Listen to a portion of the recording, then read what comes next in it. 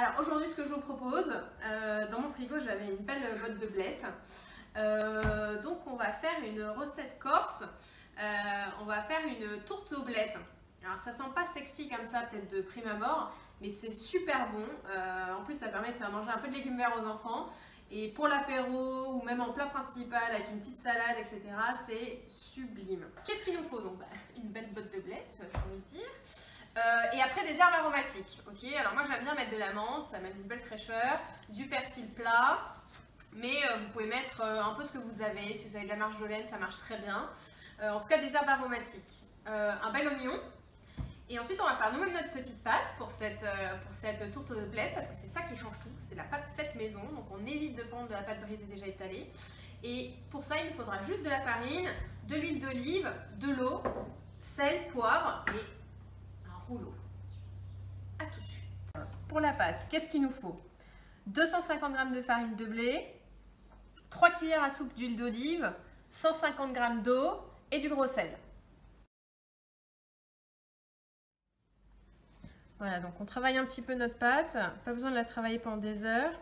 Là j'ai effleuré avec un peu de farine le plan de travail. Voilà, et dès qu'on a une belle pâte, là avec une consistance assez souple, vous voyez, le pouce qui rentre facilement dans la pâte. Alors, on la réserve à température ambiante, donc dans un coin de la cuisine, et on l'oublie pendant 3-4 heures. Alors on va commencer à préparer nos blettes. Donc on prend la feuille de blette, d'accord, et en fait là pour la recette on va séparer le vert de la côte. Donc c'est très simple, hein. On va longer la côte pour séparer le vert du blanc. Et pour la recette, en l'occurrence, on ne va garder que ça. Donc ça, on le met de côté. On va s'en occuper. Et ça, évidemment, la côte, on ne jette pas. Hein. On ne jette pas. Hein. On la met de côté. Voilà.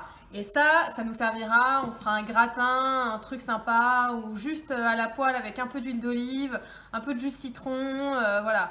On les laisse un peu confire, c'est très sympa avec des pâtes n'importe quoi, mais ça surtout on jette pas, c'est super bon.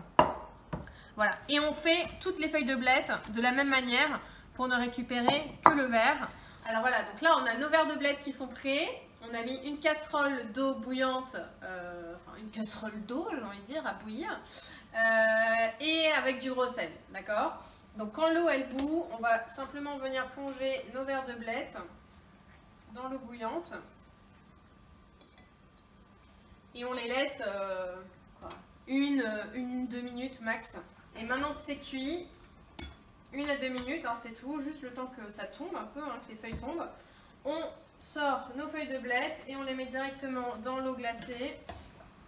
On va prendre nos blettes. Et là c'est important, on va bien presser déjà pour enlever le maximum d'eau. Et on va se retrouver avec une boule de blettes. Alors voilà, donc nos blettes là, elles sont bien égouttées, d'accord. Moi j'en avais qu'une botte, hein, mais si vous avez encore plus de verre, c'est encore mieux pour faire une grande tarte. Moi je vais en faire une petite. Donc on a nos blettes bien égouttées. Là on a un mélange du coup de persil plat et de menthe, d'accord, qu'on a équeuté. Donc on garde hein, que les feuilles de menthe et puis le persil. S'il y a des petites tiges sur le persil, c'est pas grave, elles sont assez fines. Ok. Et ensuite on a notre oignon qu'on a émincé assez finement. Et donc là, une poêle, de l'huile d'olive et on y va. On va mettre nos oignons tranquillement à cuire. Voilà, donc là, nos oignons, ils ont à peu près 10 minutes, un quart d'heure de cuisson. Ils sont bien fondants, d'accord. Il n'y a pas de résistance sous la dent. Et bah, on va continuer. On va mettre nos herbes.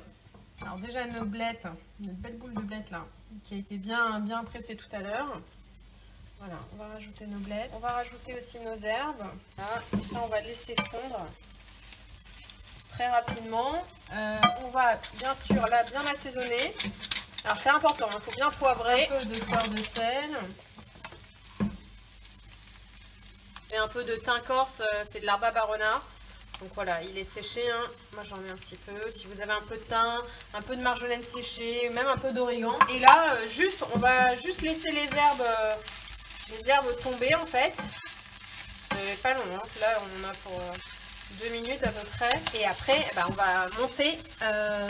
va monter la tourte.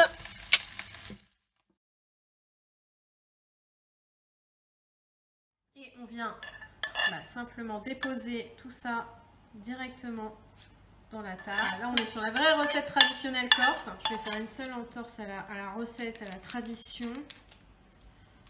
Je vais mettre un peu de zeste de citron parce que j'aime bien ça. Et que je trouve que ça ramène une fraîcheur super agréable. Mais voilà, vous n'êtes pas obligé. Et d'ailleurs, cette recette, si jamais vous êtes vraiment pas amateur de blettes, etc., vous pouvez faire exactement la même avec des oignons. Donc juste les oignons, bien cuits, bien tombés dans la poêle comme on a fait tout à l'heure. Et vous faites exactement la même chose, sauf que vous garnissez votre tourte uniquement avec des oignons. Là, on prend un pinceau avec un peu d'eau et on va venir juste pour souder les deux pâtes entre elles en fait.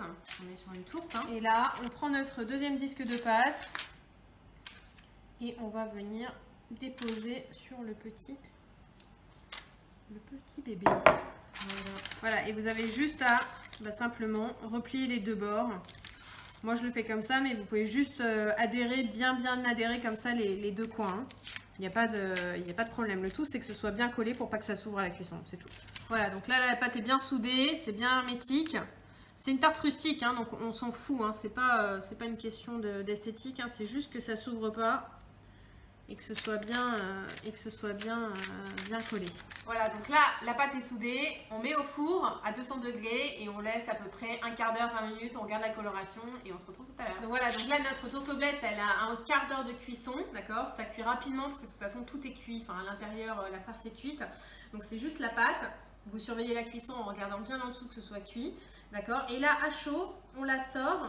Et on va faire un petit trou au milieu. Et là, c'est le petit geste qui fait la différence. On prend une bonne huile d'olive, d'accord? Et on va en mettre un petit peu à l'intérieur, comme ça. Voilà, on fait circuler. Là, ça va bien finir de nourrir la farce aux blettes.